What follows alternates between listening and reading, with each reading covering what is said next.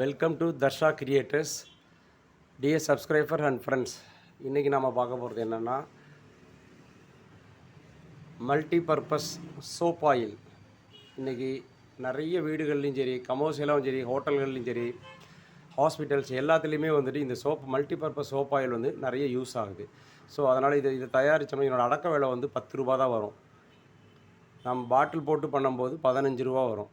நீங்கள் விற்பனைக்கு கொடுக்கும்போது வந்து பார்த்தீங்கன்னாக்கா 25 ரூபாயிலேருந்து 30 ரூபா வரலையும் கொடுக்கலாம். ஸோ 100க்கு 100% லாபமுள்ள ஒரே ப்ராடக்ட் வந்துட்டு இந்த சோப் ஆயில் மட்டும்தான். இந்த சோப் ஆயிலை எப்படி அதிக காரத்தன்மையோட நல்ல க்ளீனிங் எஃபெக்டோட தயாரிக்கிறதுங்கிறத நம்ம பார்க்க போகிறோம். இதுக்கு ஃபஸ்ட்டு தேவை வந்துட்டு ஆசிட் ஸ்லரி. இது வந்து சாதாரண ஆசிட் ஸ்லரி, வாஷிங் பவுடருக்கும் சோப்புக்கும் தயாரிக்கிறதுக்கு பயன்படுத்துகிற ஆசிட் ஸ்லரி 90% ஸ்லரி கிடையாது. இது வந்து high molecular weight HMW grade அப்படின்னு ஒயிட் ஸ்லரி அப்படின்னு சொல்லுவாங்க. இது வந்து 1/2 லிட்டர் எடுத்துருக்குறோம். அடுத்தது சோடாஸ் ஒரு 1/2 கிலோ எடுத்துருக்குறோம். அடுத்தது யூரியா ஒரு 400 கிராம். யூரியா 400 கிராம் எடுத்துருக்குறோம்.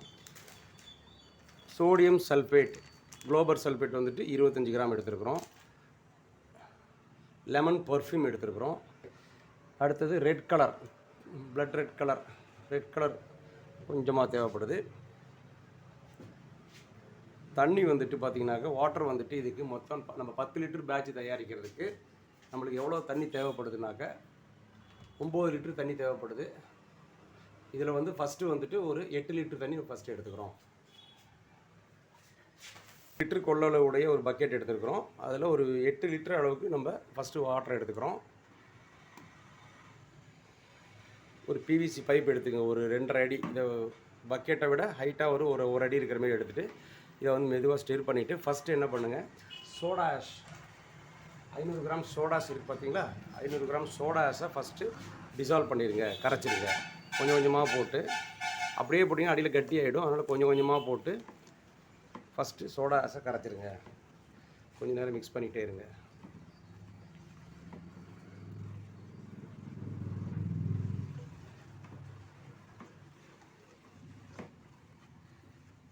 ஒரு 2 நிமிஷம் வெயிட் பண்ணிங்கனாக்கா எல்லாம் ஃபுல்லாக கரைஞ்சிரும்.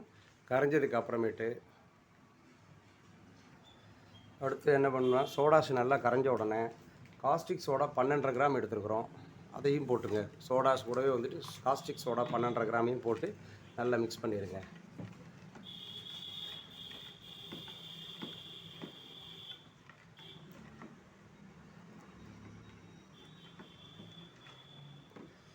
அடுத்தது HMW கிரேடு ஒயிட் ஸ்லரி இருக்கு இல்லைங்களா, ஒயிட் ஸ்லரியை வந்து கொஞ்சம் கொஞ்சமாக அப்படியே போட்டு மிக்ஸ் பண்ணிக்கிட்டே ஊற்றுங்க. நிறைய அப்படியே ஊற்றிடாதீங்க. கொஞ்சம் கொஞ்சமாக சைடில் அப்படியே விட்டுட்டு மிக்ஸ் பண்ணிக்கிட்டே இருங்க.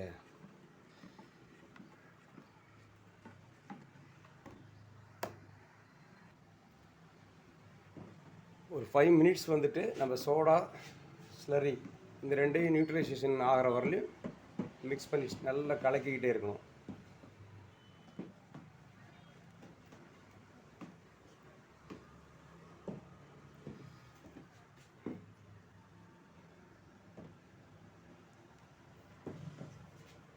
பார்த்திங்கன்னா கெட்டியான மோர் மாரி வந்துடும். இப்போ அடுத்தது வந்து யூரியா. இது எடுத்துட்டு யூரியா 400 கிராம்.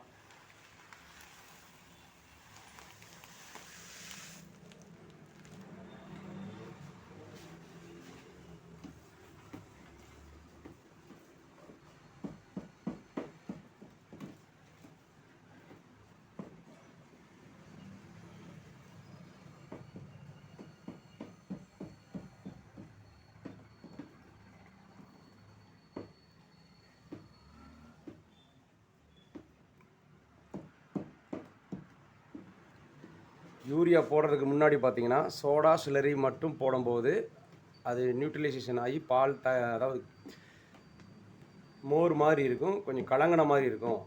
அதை வந்து ஈக்குலிபிரியம் பண்ணுறதுக்கு ஈக்குவலாக வந்துட்டு அந்த கீழே அடி மண்டி மாதிரி இருக்குது பார்த்தீங்களா, அதெல்லாம் வந்து சரி பண்ணுறதுக்கு யூரியா போட்டால் தான் வந்துட்டு அதை வந்து சமநிலைப்படுத்தும். யூரியா போட்டால் அந்த கட்டியாக இருக்கிறதெல்லாம் மாறி கிளாரிட்டி சோப் ஆயிலில் வந்து கிளாரிட்டி வரும். நிறைய ப்ராடக்ட் மார்க்கெட்டில் பார்த்துருப்பீங்க, அடியில் வந்து மண்டி மாரி தங்கியிருக்கும். அதுக்கு காரணம் வந்துட்டு யூரியா வந்து தேவையான அளவு போட்டிருக்க மாட்டாங்க, இல்லை எஸ்எல்இஎஸ் போட்டிருக்க மாட்டாங்க. இப்போ இதில் பார்த்தீங்கன்னாக்கா கலங்கின மாதிரி இருந்ததெல்லாம் மாறி இப்போ வந்து தெளிவாக கிளாரிட்டி வந்து அதிகமாக வந்திருக்கும்.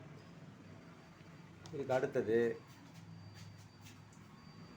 எஸ்எல்இஎஸ் லிக்விட் 200 மில்லி எடுத்து வச்சுருக்கோம். இதை ஆட் பண்ணிடுங்க. ஆட் பண்ணி நல்லா கலக்கணும்.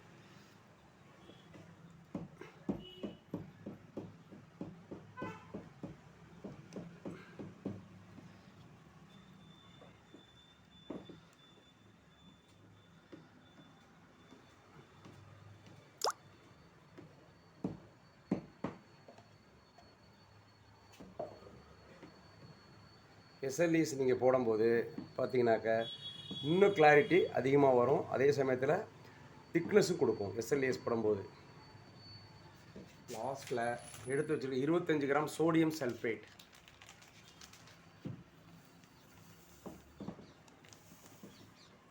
நம்மளுக்கு இன்னும் திக்னஸ் அதிகமாக வேணும், கடையில் எல்லாருமே வந்து திக்னஸ் அதிகமாக உள்ளது தான் வந்து கஸ்டமர்ஸ் விரும்புவாங்க. அதுக்கு சோடியம் சல்ஃபேட்டை வந்து 25 கிராம் எடுத்து வச்சுருக்கோம் இல்லைங்களா, அந்த 25 கிராம் சோடியம் சல்ஃபேட்டை போட்டு 4லேருந்து ஒரு 5 நிமிஷம் நல்லா மிக்ஸ் பண்ணிங்கன்னா நல்ல கெட்டி பதமாக வந்துடும். நல்ல திக்னஸ், தேவையான திக்னஸ் கிடச்சிடும்.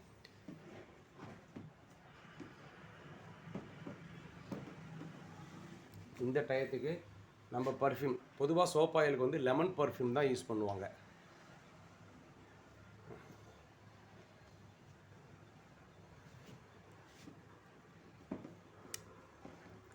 கலர் வந்துட்டு பொதுவாக ரெட் கலர், சோப் ஆயில்னாவே ரெட் கலர் இல்லைனா க்ரீன் கலர் தான் யூஸ் பண்ணிகிட்டு இருக்கிறாங்க. இப்போ நம்ம ரெட் கலர் யூஸ் பண்ண போகிறோம். இப்போ இந்த ஸ்டேஜ் பாருங்கள், நல்லா மிக்ஸ் ஆனதுக்கப்புறம் ஓரளவு நல்ல திக்னஸாக வந்திருக்கும். சாதாரண தண்ணி மாரி இல்லாமல், ஜெல்லு மாதிரி இல்லாமல் ஓரளவு கெட்டியாக இருக்கும். இந்த டயத்துக்கு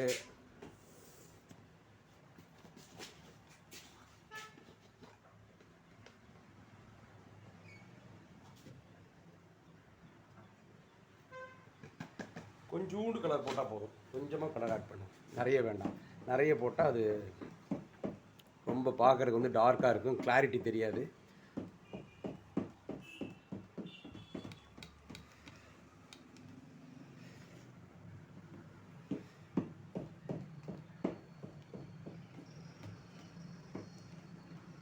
இது அப்படியே வந்துட்டு 12 ஹவர்ஸ் செட்டில்மெண்ட்டுக்கு விட்டுறணும்.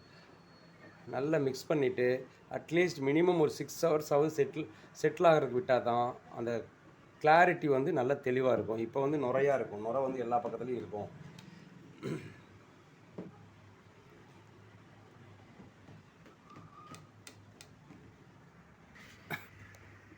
இப்போ நம்ம எல்லாம் மிக்சிங் பண்ணி முடித்த உடனே பார்த்தீங்கன்னாக்க இந்த மாதிரி நுரையெல்லாம் சேர்ந்து இந்த மாதிரி தான் கிளாரிட்டி கொஞ்சம் கம்மியாக தெரியும்.